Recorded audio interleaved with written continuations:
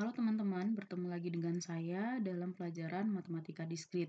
Nah, sekarang kita akan melanjutkan pelajaran tentang spanning tree yang tadi. Nah, di sini yang akan kita bahas adalah minimum spanning tree. Nah, di sini ada definisi minimum spanning tree in connected weight graph is spanning tree that has the smallest possible sum of weight of its edge. Intinya, spanning tree yang minimum itu adalah spanning tree yang memiliki bobot paling kecil ya. Nah, di sini kita punya contoh dari graf. Ini adalah graf yang berbobot atau graf yang memiliki bobot. Nah, dari graf yang memiliki bobot ini kita akan mencari minimum spanning tree-nya dengan menentukan spanning tree yang memiliki bobot terkecil. Nah, di sini ada dua cara yang akan kita bahas. Yang pertama menggunakan algoritma prim dan yang kedua menggunakan algoritma Kruskal. Nah, kita lihat satu persatu. Pertama kita cek dulu dengan menggunakan algoritma prim. Nah, di sini ada langkah-langkah dalam melakukan algoritma prim. Yang pertama kita ambil sisi dari graf G yang memiliki bobot minimum, lalu dimasukkan ke T. Kemudian langkah kedua, pilih sisi E yang mempunyai bibit minimum dan bersisian dengan simpul di T. Tetapi E tidak membentuk sirkuit di T. Masukkan E ke dalam T. Jadi ketika kita memilih simpul lalu kita membuatnya menjadi edge atau sisi. Nah, syaratnya harus kita perhatikan bahwa edge itu tidak boleh mengandung sirkuit atau tidak boleh membentuk sirkuit. Kemudian langkah ketiga, ulangi langkah kedua sebanyak n kurang 2 cara. Nah, untuk memahami langkah ini kita lihat ke contoh soalnya ya. Nah, di sini saya punya graf berbobot, graf yang memiliki bobot yang mana dia punya vertis 1, 2, 3, 4, 5, dan 6. Dia punya 6 vertis dan masing-masing edge itu dia punya bobot. Jadi masing-masing sisi ada bobotnya. Seperti ini 1 ke 2 ada 10, 2 ke 3 50, kemudian 2 ke 5 40, 2 ke 6 25 dan seterusnya. Nah, sesuai dengan algoritma prim tadi, langkah pertama adalah kita lihat mana sisi yang memiliki bobot paling kecil. Nah, coba kita lihat di sini, yang memiliki bobot paling kecil itu adalah sisi atau edge dari 1 ke 2. Maka kita pilihlah di sini 1 ke 2. Nah, dari 1 ke 2 ini kita lihat sisi yang bersisian. Tadi kan langkah kedua, kita lihat sisi yang bersisian dengan syarat dia yang minimum. Kita lihat yang bersisian dengan 1 ada 4, bobotnya 30, kemudian 1 dengan 5, bobotnya 45, kemudian 2 dengan 6, bobotnya 25, kemudian 2 dengan 3, bobotnya 50, kemudian 2 dan 5, bobotnya 40. Jadi itu kemungkinan-kemungkinan yang bersisian dengan vertis 1 dan vertis 2. Kita ambil yang bobotnya yang paling minimum. Berarti yang paling minimum adalah yang 25 ini. Oleh sebab itu, langkah kedua gambarnya jadi seperti ini. Jadi dari 1 ke 2, 2 ke 6. Nah, kemudian dari 6 ini kita lihat bobot yang minimum lagi, yang bersisian dengan vertis 6 ini. Kita lihat ke sini, kemungkinannya ada di sini. Keempat bobotnya 20, kelima bobotnya 55, dan ketiga bobotnya 15. Berarti bobot yang paling minimum adalah yang 15. Oleh sebab itu langkah ketiga ini dihubungkan ke vertis 3, ini 15. Sampai saat ini masih belum terbentuk sirkuit ya, jadi masih boleh. Kemudian langkah berikutnya kita lihat yang 3 ini. Dari 3 yang mana yang minimum? Bisa ada ke 50 dan ke 35. Ke 50 tidak mungkin kita hubungkan ke sini ya, karena dia akan membentuk sirkuit. Itu alasan pertama. Alasan kedua, ada yang lebih minimum selain 50, sehingga kita pilihlah titik atau vertis yang kelima. Di sini vertis kelima.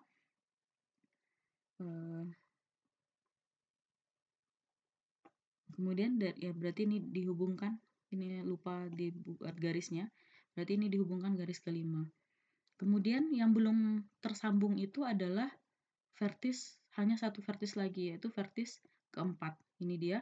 Nah, dari vertis keempat itu pilihannya bisa kita menyambungkan 30 atau bobot yang 30 atau 20. Berarti yang minimum itu adalah yang 20.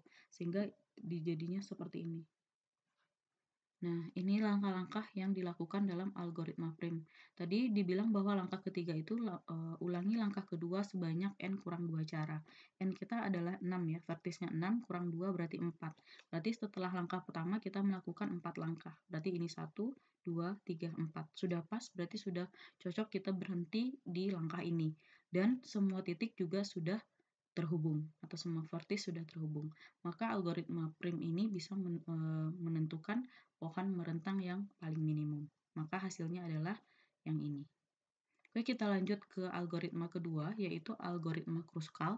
Di sini di algoritma Kruskal diasumsikan bahwa sisi-sisi dari graf sudah diurut menaik berdasarkan bobotnya. Kemudian langkah pertama kita buat dulu T yang masih kosong. Kemudian kita pilih sisi E yang bobotnya minimum, tidak membentuk sirkuit di T, masukkan E ke dalam T. Kemudian langkah ketiga, kita ulangi langkah 2 sebanyak N kurang 1 cara. Nah, untuk memahami langkah-langkah algoritma Kruskal ini kita lihat ke contoh berikut. Nah, di sini kita masih menggunakan graf yang sama ya teman-teman. Jadi di sini kita langkah pertamanya tadi adalah kita bentuk dulu T yang masih kosong. Nah, ini dia. Karena dia ada 6 vertis, maka di sini ada titik 1, 2, 3, 4, 5, dan 6. Kemudian langkah berikutnya kita tentukan yang bobotnya paling minimum. Nah, tadi sudah kita lihat ya, bobot yang paling minimum di sini adalah 10. Oleh sebab itu, kita lihat yang kita hubungkan satu ke 2, bobotnya 10. Kemudian kita lihat lagi minimum yang kedua di sini bobotnya berapa?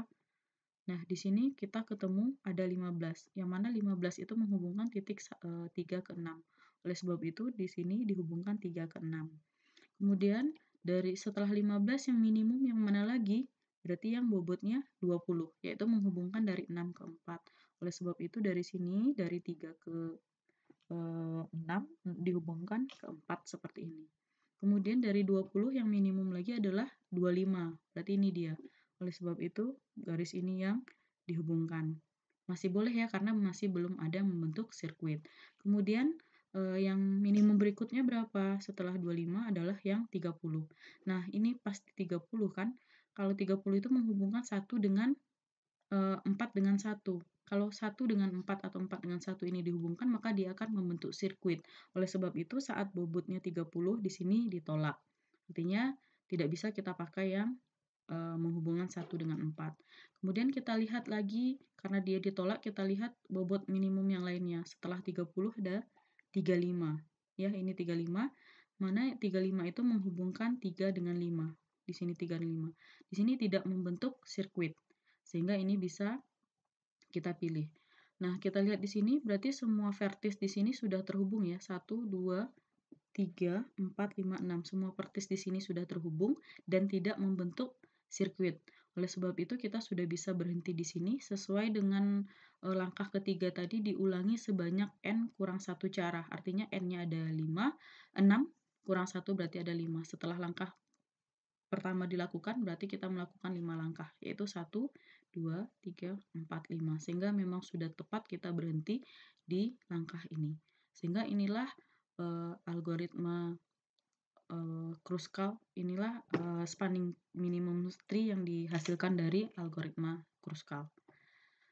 Semoga bisa dipahami ya teman-teman. Kalau ada yang mau ditanyakan boleh tulis di kolom komentar. Terima kasih.